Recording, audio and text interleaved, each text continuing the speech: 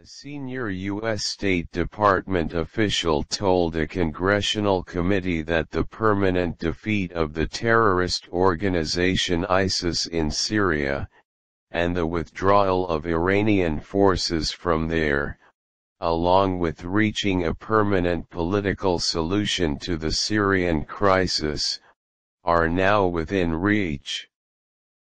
And when I think carefully about what that senior official said, comparing that with the press interviews conducted with my former colleague, Ambassador James Jeffrey, who has just retired from his post, I see increasing pressure at a time when I do not see any achievements that help the American side in the long run. Or perhaps the great majority of Syrian civilians will help with something. Two U.S. officials indirectly stated that the U.S. military presence in eastern Syria is no longer in fact related to the fight against ISIS as announced.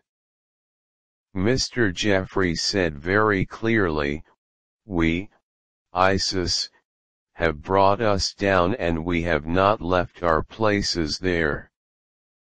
American forces are still controlling the small Syrian oil fields in the provinces of Hasaka and Deir Ezzor in eastern Syria in order to continue financial pressure on the government of Bashar al-Assad in Damascus. The U.S. government also wants the Syrian Kurdish militias that lead the Syrian Democratic Forces to benefit from the oil revenues over there. Do you notice the political lack of commitment by President Donald Trump's administration to support and finance the Syrian Democratic Forces? In addition to this, President Trump's presidential team stated that international sanctions against the Syrian regime, including the Caesar Act of U.S. sanctions, add to the economic pressures on the Syrian regime, which is a clear indication of the American success there. I do not really understand, in fact, why the queues of Syrian citizens in long and cumbersome queues to buy basic needs such as bread and fuel are among the achievements and successes of the United States. If the purpose behind this is to force Bashar al-Assad to make concessions, the truth clearly reflects that it does not. He still refuses to implement serious political reforms.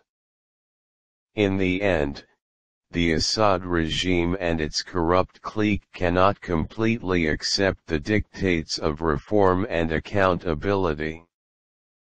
The U.S. government hopes that change will stem from within the Syrian regime itself. However, the withdrawal of Rami Makhlouf from the Syrian clique close to the president should be considered a clear lesson for Washington. In the end, the long queues for the purchase of bread mean more suffering of Syrian civilians, but such extended rows never mean that there is an imminent political deal or an American victory that is within reach. Most of the political class in Washington supports the imposition of sanctions on the Syrian regime, but at the same time they are quick to claim that economic sanctions have no effect on ordinary Syrian civilians. Of course, economic mismanagement is one of the long-standing Syrian problems, but the U.S. sanctions add to the burden of economic problems on the Syrian citizens and turn their living conditions from bad to worse. First, these sanctions completely prevent investment in the country. In the absence of new projects, reconstruction, the average Syrian will not be able to find new jobs, and important basic services such as water and electricity have deteriorated. Second, the U.S. sanctions impede trade in the country while hindering the Syrian government's ability to receive the necessary foreign loans and capital, which leads to a decrease in the exchange rate of the Syrian pound while raising the prices of basic imports such as oil and foodstuffs. The economic sanctions camp in Washington must commit to the credibility that sanctions make humanitarian aid more difficult to reach. Reports received last summer from the British humanitarian aid organisation Oxfam and Professor Joseph Dyer reflect that economic sanctions are intimidating banks into reluctance to risk diverting funds for humanitarian aid projects in Syria. There is a big gap in the U.S. strategy to confront ISIS in Syria. The terrorist organization has become weaker and weaker to the east of the Euphrates, which is controlled by U.S. forces and their partners from the Syrian Democratic Forces. Weakened by that, the organization is unable to control territory there, according to a report issued by the Office of the Inspector General at the U.S. Department of Defense last month. Thus, the presence of U.S. forces continues in Syria not only to protect the oil fields from ISIS elements, but also to prevent the Russians and the Bashar al-Assad regime from taking them. Nevertheless, the ISIS forces to the west of the Euphrates are stronger than the east, and they continue to launch attacks on the forces loyal to Bashar al-Assad there, so that the terrorist organization's operatives succeeded in assassinating a senior Russian general in the Jazoura region last August.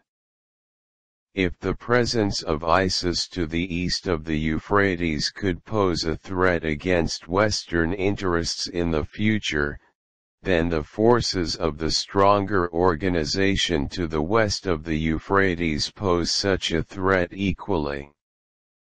The U.S. government has no clear response to this challenge.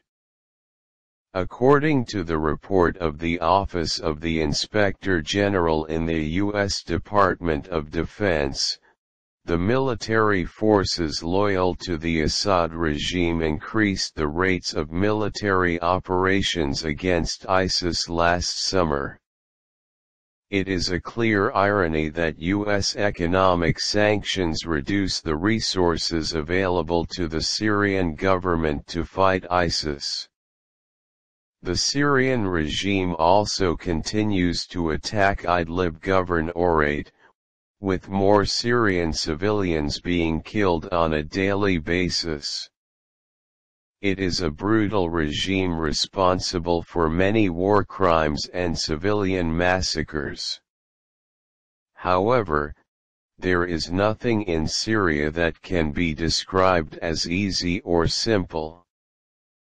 In the end, U.S. actions aimed at forcing the Assad regime to make political concessions and stop attacks on civilians lead to further damage to the Syrian civilians themselves, as well as complicate the course of the fight against the terrorist organization there.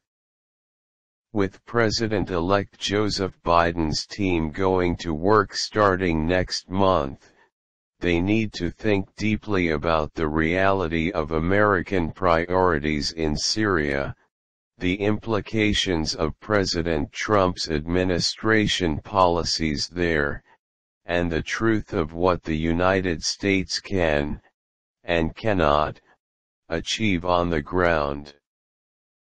In Syria, A senior U.S. State Department official told a congressional committee that the permanent defeat of the terrorist organization ISIS in Syria, and the withdrawal of Iranian forces from there, along with reaching a permanent political solution to the Syrian crisis, are now within reach. And when I think carefully about what that senior official said, comparing that with the press